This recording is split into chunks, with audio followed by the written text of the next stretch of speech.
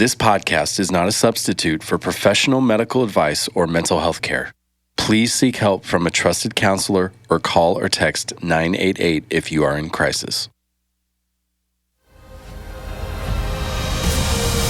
Welcome to All Start, where we share our story, listen with compassion, and connect through our faith and mental health experiences.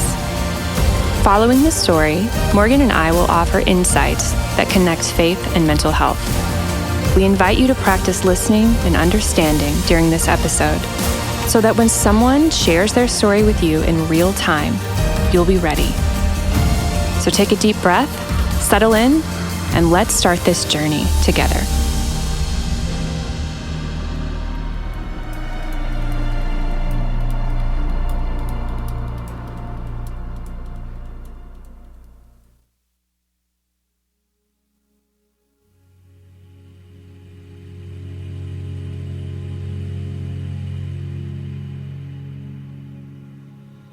My name is Michelle, and I'll start.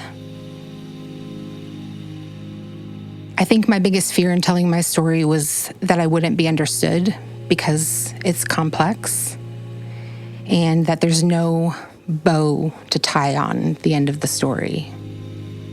I think I was afraid that people wouldn't understand how deeply impacted I was by the experience, also how difficult the experience was, and then my desire to continue to go back even though it was difficult and even sometimes dangerous. There were a couple of moments that made me realize maybe my story could help someone else. I remembered coming home from my first trip and telling my uncle who had fought in Vietnam, and he never talked about his time there or his story. And he came up to me after I shared with our family, and he said, "That's the first time I've heard anybody explain how I felt when I came home." I think the feeling of being misunderstood comes with a difficulty in people not understanding why what I'm doing is so important. And I think everybody wants to do something important with their life. And when you have an experience like this, you understand difficult things differently, and you realize what it means to show up for other people, and you realize that it's so important to show up and to be present for people when they're going through difficult things because they feel forgotten and there's no resolution that you can offer, but they can share their story. And it made me realize that some of the most helpful ways people have shown up for me is to simply sit with me in my own story and my own difficult times, not try to fix it, but allow me to share, process, and feel exactly what I'm feeling. I think when God calls you to something that isn't easy to understand and not many people even can experience, it impacts the loneliness that comes with a calling like that. In September of 2022, I got the opportunity, was invited to go on a trip to Poland to serve Ukrainian refugees. The first place that we went was to a preschool and of Ukrainian children. And we were informed that most of their fathers had already passed and they had not yet been able to tell the children. At the end of that day, I think silently everybody realized there was no way we were going to be able to talk about what we were seeing every day and then do it again the next. And so what really happened was we'd go out to dinner and we got to know each other and we had a great time and we got to do a lot of sightseeing. And then we'd move to the next location the next day or the next city or the next camp, wherever it was that we were going. Probably about 3/4 of the way through the trip, which I think was about 10 days, the heaviness was making me realize that coming home might be difficult. And I noticed the first sign that I really remember marking in my mind was when we had a day to go to Auschwitz and Birkenau concentration camps. And I could see in many people on the bus that we were taking to get there that almost like their shoulders were slumping as we got closer. And I noticed in myself that I felt numb. I really didn't feel anything. And I thought, we had already experienced World War II-like atrocities through these refugees in real time. When we finished and we went back to Warsaw and everybody was getting ready to fly home, Wayne sat us down and he said, going home will not be easy, and I just want to talk you through that. And it was very helpful. He said things like, you might not be able to sleep, you might not be able to eat, you might feel angry, you might feel like nobody understands. And he just went on to say that all of that is very normal. And that soothed me a lot because I was feeling those things and I thought, am I crazy? And I was glad to know that I wasn't. Coming home without anybody who'd experienced the same thing I had was way more difficult than I expected and that I had gathered from our discussion about coming home. I would say I felt all the things that he mentioned, and I had a very hard time eating and sleeping. I don't know that I struggled with anger as much as I struggled with not knowing what to do with everything I had seen and done. Another thing that happened when I got home that I didn't expect was the first Tuesday of the month at 10 a.m. when they test the tornado sirens. How vividly I remembered hearing air raid sirens that sound just the same going off when I was in Lviv. And a mere mile from where we were sleeping, there were homes and apartments and infrastructure that was being bombed. And you really understood in a much deeper way what these people are living with on a day-to-day basis. And I don't think that there'll be a first Tuesday of the month at 10 that I won't be able to put myself right back exactly where I was. Remembering who I was with, where I was sitting, what we were doing, the temperature outside. It's just clear as day to me in those moments. I can't say that it made me panic or made me scared. It's just a reminder that's just very vivid for me, and that was an unexpected thing. I had the opportunity to share a lot right away with a Bible study group or friends, and people were very gracious in their responses, which I was very thankful for. But not immediately having people who'd experienced it to talk to was very difficult. I think most people struggle with sitting through difficult things. And I found that is something that I can do. When you experience these things, like any other kind of trauma or grief, there's no straight path to that. And then when you had the feeling of wanting to do it again, or the desire to do it again, that can be isolating and that can be lonely. And I have found outside of a small group of people that is lonely. Yet it doesn't keep me from wanting to continue to walk through those doors if God continues to open them. I feel confident that there were and are people who are very willing to listen, but sometimes having that heaviness feels like a burden that you're putting on somebody else. I just think every time was different.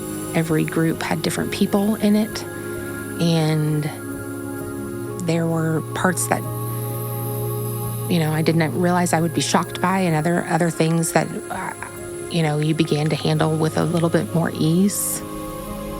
There were trips that were harder to come home from, and that kind of runway to feeling more like myself again was longer, and other times it was shorter. The last trip that I took, we were in Ukraine, and you would see people who had figured out how to continue on. And then you would see people who looked almost hollow, like they were just simply putting one foot in front of the other. And that picture, that dichotomy struck me very deeply. And that's not their fault. And I just remember thinking that if we know, if we believe that God is good, if that's what the Bible tells us is who He is, He has to be good there too. And people needed to have that. And that's what I hope to continue to be able to do, is share the love of Jesus with these people in crisis and to bear witness to their story and the things that they're going through. I've learned from my own past struggles or traumatic times that not trusting God with my feelings does not work. And I've learned that I need to be able to turn those things over to Him when I don't understand and when I don't know what will come of my prayers and needs. I find it helpful to keep in contact with the people who've gone on the most recent trips and to be able to listen to them when they need to share and to get to share when I need to as well. And what's nice to be in contact with those teams is that you don't have to explain yourself. You can just simply say what you're thinking or feeling or remembering, and they get it. I also find it helpful when people ask and genuinely want to know. I think it gives some relief to the weight of it when you get to, if someone's willing to take that on or let you share that with them, becomes lighter. Part of why I've been able to go on these trips is because I have some different responsibilities than a lot of other people. I'm in my 40s, I have a great career, and I'm single. I don't have children. And so I have the time and the means to be able to do some of these things, and I'm very grateful for that. I'm very grateful for the purpose that gives my life. The difficulty that can bring is with mental health struggles already being a very lonely place to be.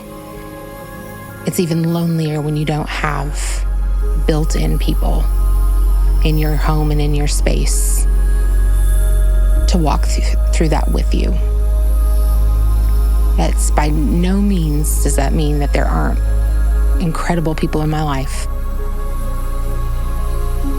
If you are listening and any part of my story resonates with you, I want you to know that I see you and that there are people in your life who are willing to sit with you in that. And I hope that you try to reach out to whomever that person might be for you. And if it doesn't go well the first time, keep trying.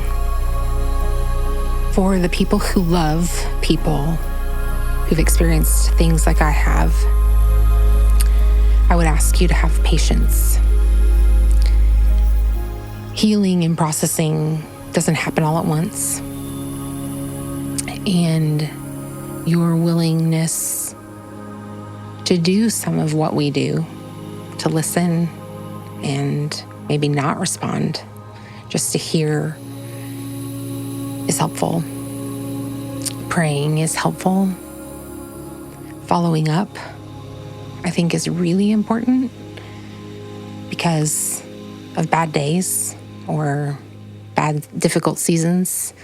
And if it's hard to share, that makes it worse. And somebody who notices or, again, follows up, I think that that's helpful, especially if you have the time to sit and listen and, the desire to really try to understand.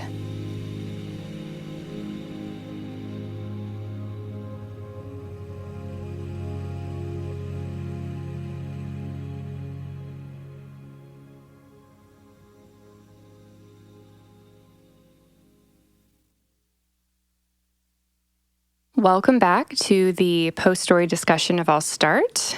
We want to thank you for taking the time to listen to Michelle's story. And I think this one, it touches on a little different aspect of mental health, and that is this idea of bearing one another's burdens and even some secondary trauma and those kind of things. And so that's not easy.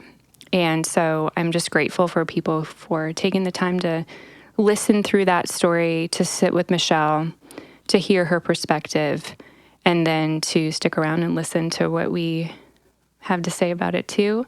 Let me introduce myself. If you're new here, my name is Heather Kalopek. I'm a licensed clinical social worker, and I add the mental health perspective to our conversations. And then I'm here with my co-host, Morgan Arsenault, and she adds the sort of faith or biblical perspective to the stories that we share here. Yes. We're so grateful that you're here, that you have listened to Michelle's story, and that you'll be here to process with us. And so, Heather, what stood out to you? I think her biggest fear. And she named that her biggest fear in sharing her story, which is that of witnessing other people's pain, right, was that people would not understand her. Yeah. And she was very clear with us in some of the interviewing that it wasn't that they wouldn't understand her motives, they wouldn't understand her desire to keep going back when it's so difficult, right? Right. It's so difficult to go and serve people who have experienced the atrocities of war. Right. And sometimes dangerous for her as well. Yes. There's this misunderstanding of why would we want to keep doing this if it's so difficult? Yeah. And that is really hard to understand for people. The ministry she talked about of being present for those who are hurting. And I thinking of the work that you have done, as a therapist, and kind of, how do you differentiate between, what is a calling versus almost like returning to your trauma? That's very, very good distinction. I think there are just certain individuals who have a capacity to sit with people in their pain. And I know I've felt that. I really do feel called to sit with people in their pain. I think it's one of the things that God has wired me to be able to do that.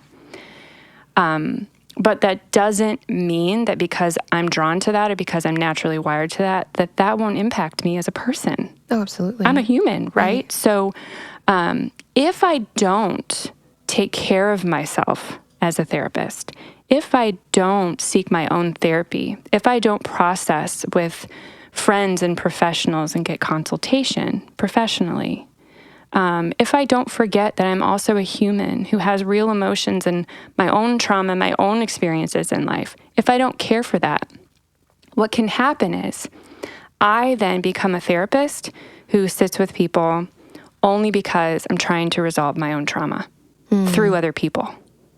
Wow. That's the danger. Yeah. Okay. I think you point out too, just emphasizing the fact of how we need each other, whether that is, a therapist or a great support system, to love us and listen to us when we get home. And she also talked about in her story just the conversations that she was able to have with those who participated on the trip with her. And so I think that is one of the things that Michelle has done well in terms of having just a great support system and staying connected, and making that effort because, like she said, it is difficult to say, hey, I'm lonely, or hey, I'm feeling isolated, or hey, this is really hard. It's so true. That's why we need sometimes professional help. Is because you can't talk to your friend. You can't talk to your family member about what you're going through because they love you. Right. And they can't handle seeing you hurt. So talking to a professional, talking to people who get it, can be so freeing because you're not worried about hurting them with your hurt. And she talked about that a little bit, of not wanting to be a burden. Michelle talked about how she would try and defend, well, what happened to them is not happening to me, almost like this, I can't be sad because it could be way worse. It may be a different level of experience, right? What has happened, what she has witnessed happen may not have actually happened to her, but experiences, like you said, bearing witness to that certainly has an impact. It's not without effect. Oh, that's so good. Just as you were describing that, I'm just thinking of so many people who, again, they are their helpers, right? I think of, if you define yourself as a helper, I hope you're listening, because this is so real. It's so much of our jobs or our callings, our duty, right, and our wiring is to care for other people. And so then we forget that, yes, in the moment when you're like in the front lines, I think of myself like I'm in a therapy session with someone. I am all in. I am only focusing on their needs. I am only focusing on what their perspective is and how I can help them. However, if I forget after I'm done doing the caring that I am also a person who has feelings, and that listening to that also impacts me, like it impacts me, then I am more susceptible to being traumatized myself. And then, the care that we initially set out to do, we cannot do effectively. Right. And so part of that, taking care of ourselves, is so that we can care for those who we feel called to care for. Yep. That's so good. There was another moment that kind of stood out. Some people seemed like they were doing okay, and some people seemed like they were really not doing okay, and how difficult that is to understand. And I think that just goes to show kind of the nuance in our wiring and our chemistry and all of these things of what may impact one person doesn't impact another person the same way. And you said something really, I don't know, just insightful about how we change, the world changes, but God never changes. Yeah.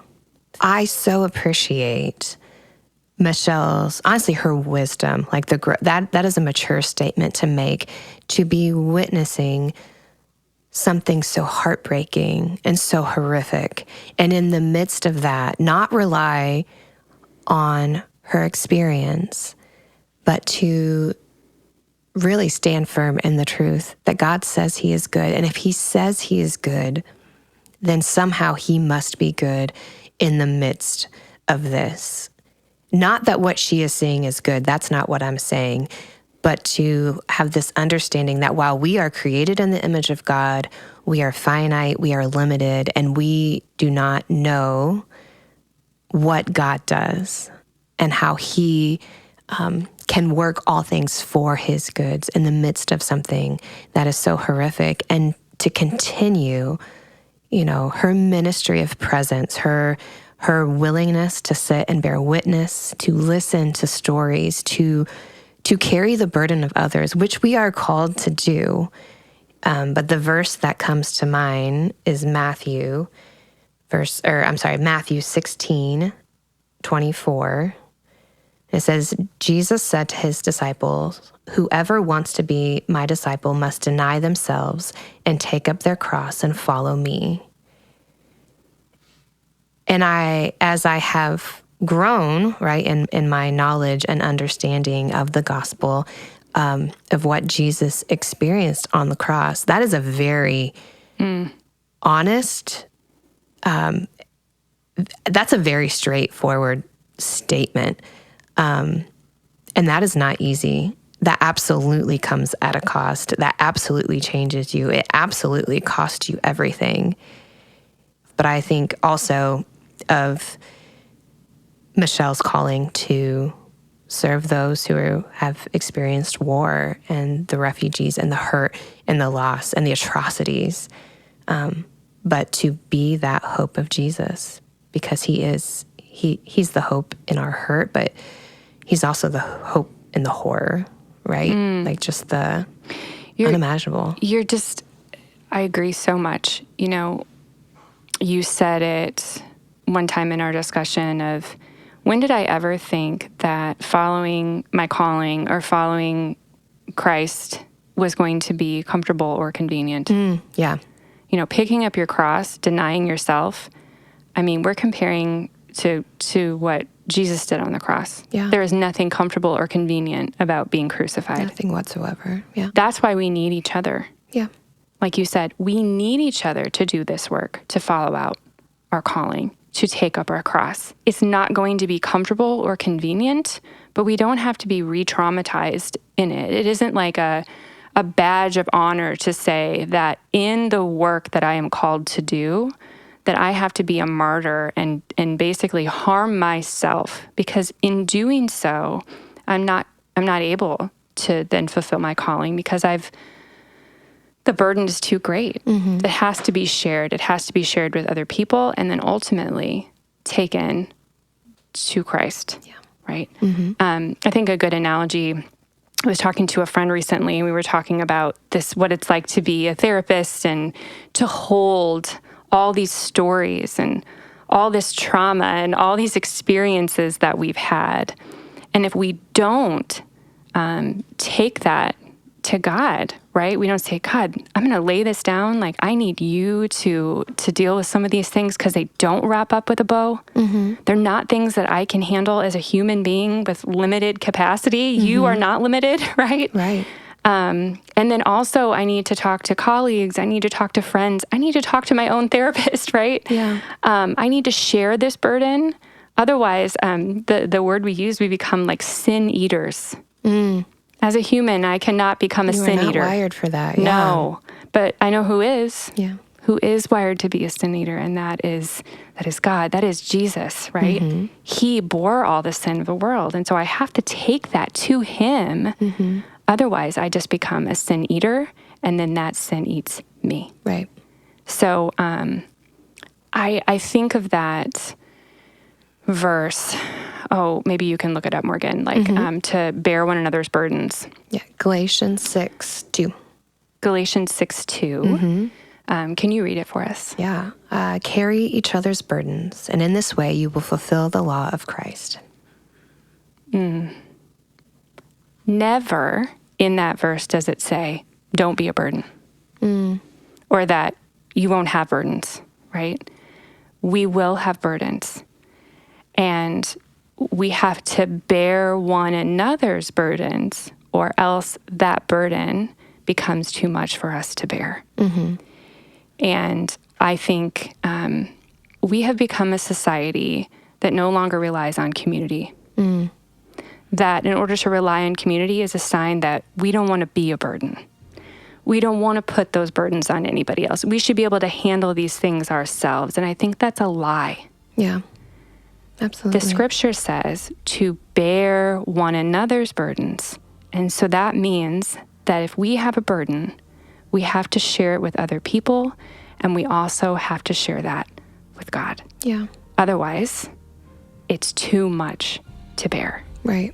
And I think that's such a great reflection, that if you're listening today and you feel like a burden, you are not a burden.